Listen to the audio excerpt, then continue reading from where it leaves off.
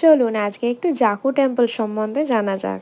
Jaku temple is a very famous temple of Hanumanji on the Jaku mountain of Shimla. It is situated on Jaku hill at a height of 8054 feet above sea level. কিংবদন্তি আছে যে ত্রেতা যুগে রামায়ণের যুদ্ধক্ষেত্রে মেঘনাদের বাণে লক্ষ্মণ যখন মূর্ছিত হয়ে পড়েছিলেন তখন তার জ্ঞান ছিল না। তখন বৈদ্যরাজ বললেন একটাই উপায় সঞ্জীবনী বুটি, যেটা হিমালয় পর্বতে পাওয়া যায়। তখন শ্রী হনুমান শ্রীরামের আজ্ঞা পেয়ে হিমালয় পর্বতে উড়ে যান। তখন আকাশপথে যাওয়ার সময় এই পাহাড়ের ওপর যক্ষ ঋষিকে দেখতে পান। হনুমানজি নিচে নেমে আসেন। তার তীব্র বেগে নেমে আসার ধাক্কা পাহাড় সামলাতে না পারায় মূল পর্বতের অর্ধেকের বেশি অংশ ধরিত্রীর বুকে সমাহিত হয়ে যায়। যক্ষ ঋষির নাম অনুসারে এই পর্বতের নাম হয় জাকু পর্বত। হনুমানজি কথা দেন উনি সঞ্জীবনী বুটি নিয়ে ফেরার পথে দক্ষ ঋষির সাথে দেখা করে যাবেন। কিন্তু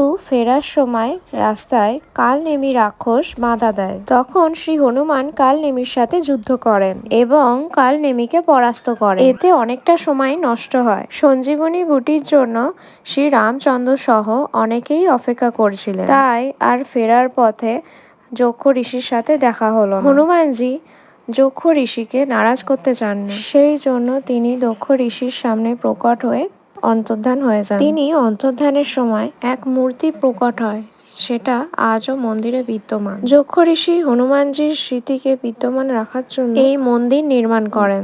যক্ষ ঋষি নিজের পদচিহ্ন রেখে অদৃশ্য হয়ে যান। It is said that as per local person test your physical fitness, walk to Jaku temple, Shimla. Then you should definitely visit this Jaku temple.